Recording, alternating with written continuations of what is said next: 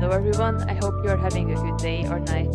My name is Chenge, and I am wishing you the warmest welcome to a new perspective, a podcast that talks about gender based violence.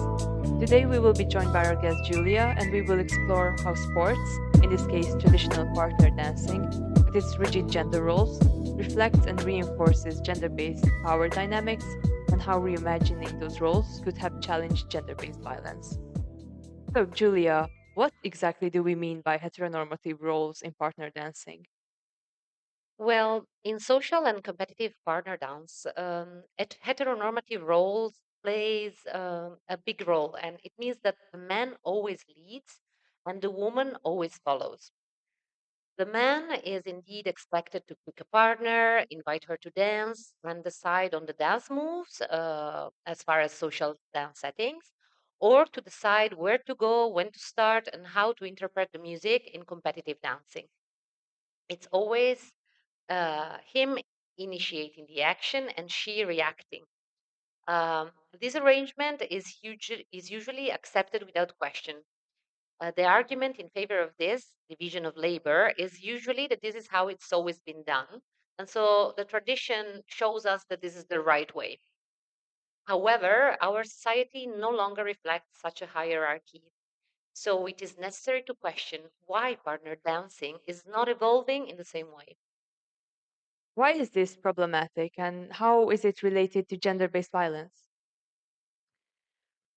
This role distribution implies that the man has all decision making power and is always active, deciding what the woman can and cannot do, while the woman is expected to be passive and complacent. In competitive dance settings, women are often told not to think or make decisions and that their job is just to look good. This mindset is often instilled in dancers from a very young age, and it can influence the way that people act in their everyday lives. So, for example, recently I was teaching a couple. I'm going to use mock names for them, say Mark and Rose. They are two kids about 10 years old. And I was very careful in the ways I use the wording while I teach them and how I try to transmit the fact that he's leading, because as long as I teach them for competition, I still have to use this role separation. And I took them to take a class with another teacher from a different city, an important teacher. And he asked them at the beginning of the class, pick a portion of the routine that you want to work on. And Mark told Rose, Rose, you pick the part of the routine.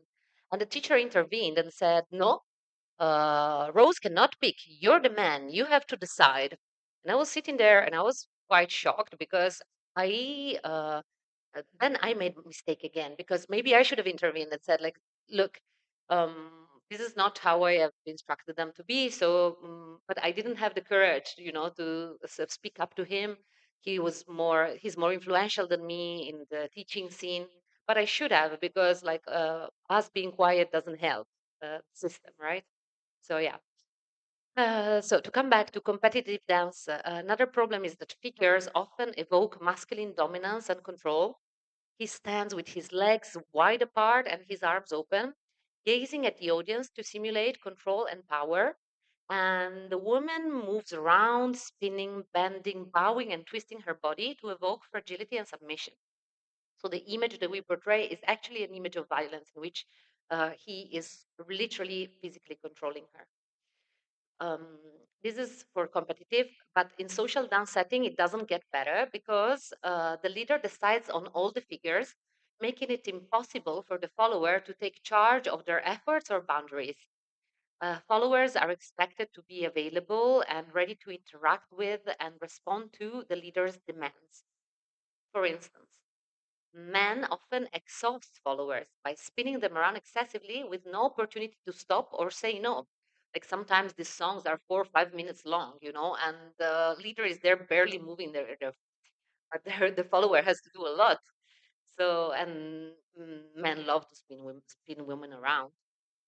And then there is also a problem of consent because women at the dance schools are told to say yes to any invitation because there are often more women than men. So any opportunity that comes their way, they should take it. they're not instructed to say no if they don't want to dance with this specific person, and yeah, so there is a problem with consent as well. And I would like to ask you more about consent, which is, of course, very important. What about bodily autonomy? Is that something that is taught to both male and female dancers in a similar way?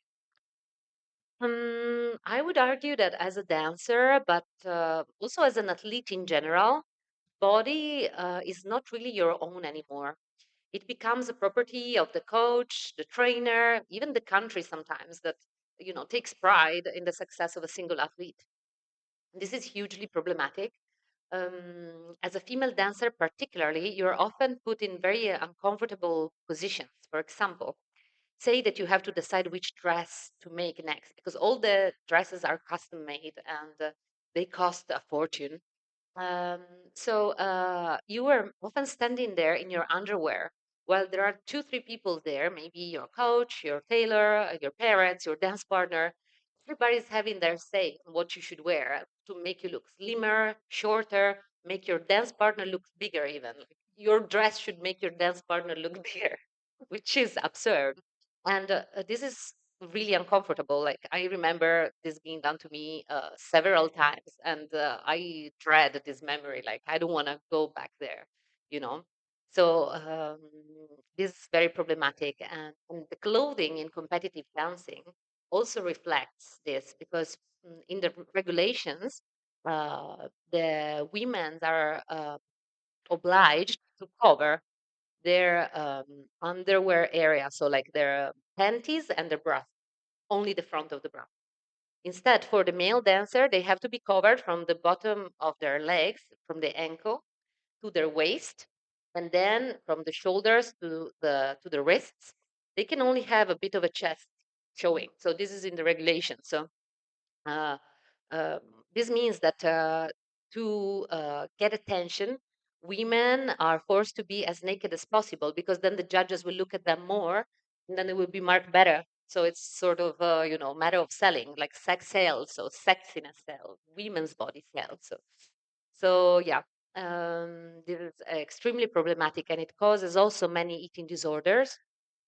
For instance, this is a crazy story. I mean, all dancers suffer from eating disorders, I think, or I don't know. Some might not, but I haven't heard of one yet. Um, there is this story of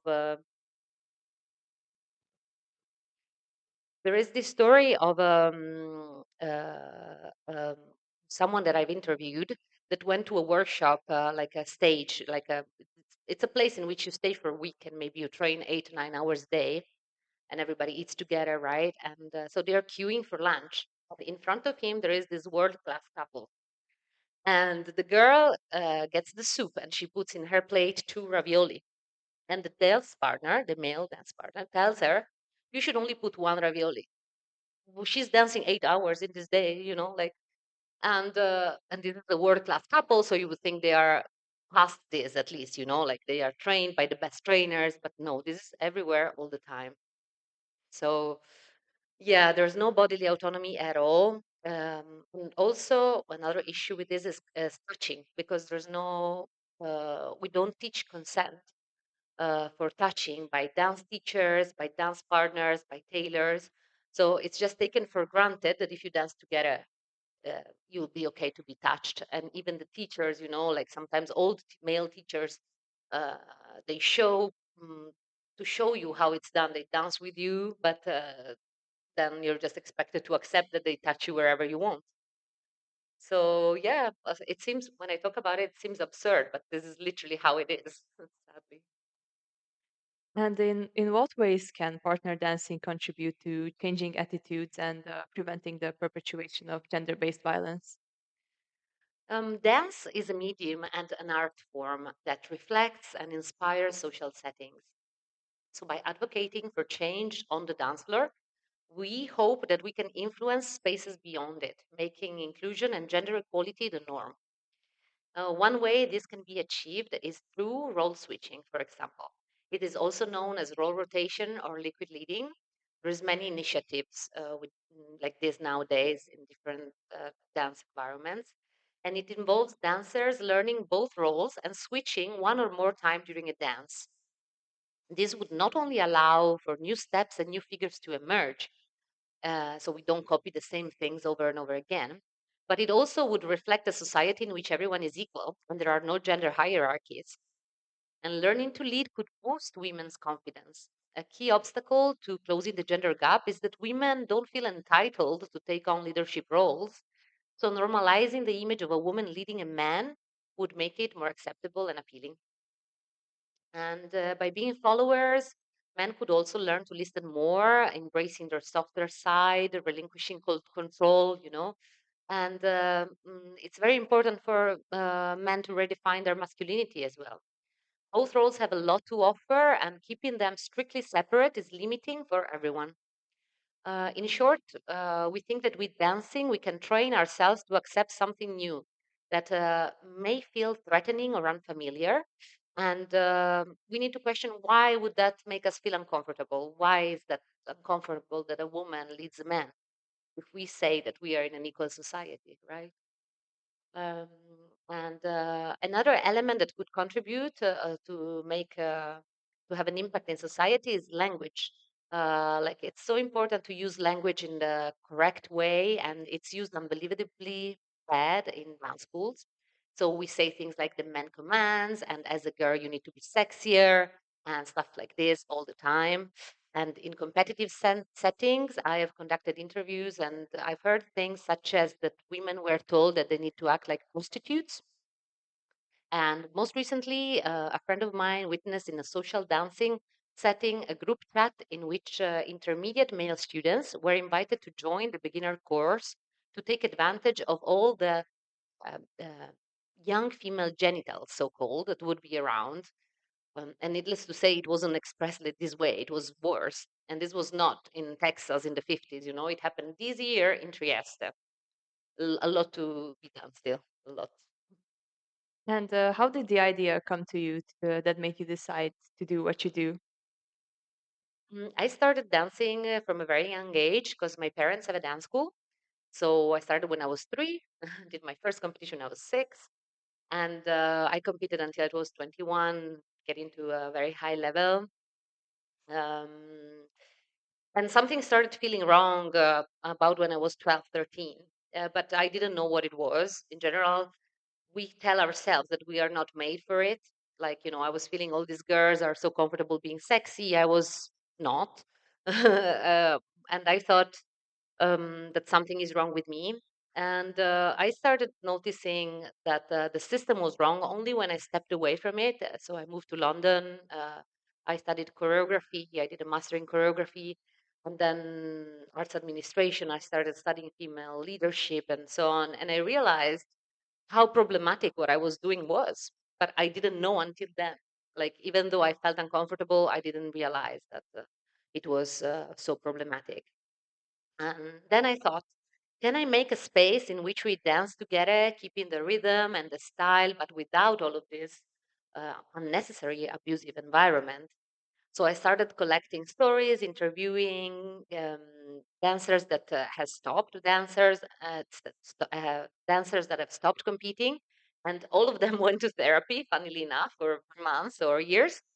Even I had a lot of uh, testimonies from gay men saying that they were forced to boss girls around, but they didn't feel like it because it was not their drive. So they were like, I didn't know what I was doing, but I was told to put her down like this, and so I did.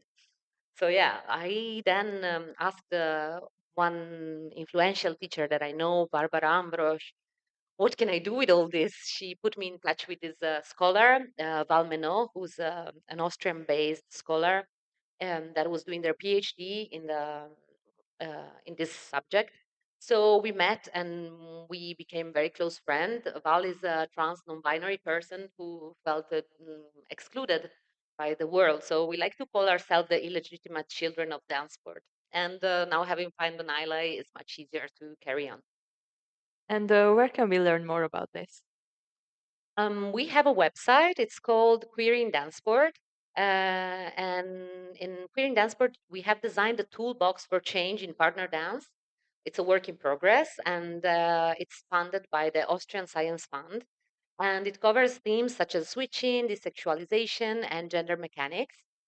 And locally, I also run a gender neutral dance class in Trieste together with Silvia Cerino, teaching salsa, bachata, and Latin dance with techno music as well. As we're trying to make an impact, create something different, and we really believe that creating a community and starting small can make a difference. Thank you so much for listening, and a special thanks to our guest Julia for helping us dive deeper into this important issue. To our listeners, we sincerely hope you enjoyed learning about partner dancing and its connection to gender based violence. In our next episode, we will dive into European best practices to understand what truly works in preventing and combating gender based violence. We will explore impactful projects, successful campaigns, and effective policies implemented across Europe. We will look at countries that have achieved concrete results and uncover the lessons learned and strategies that can be adapted to and transferred elsewhere. Join us as we break down what makes these approaches truly effective. Take care and goodbye.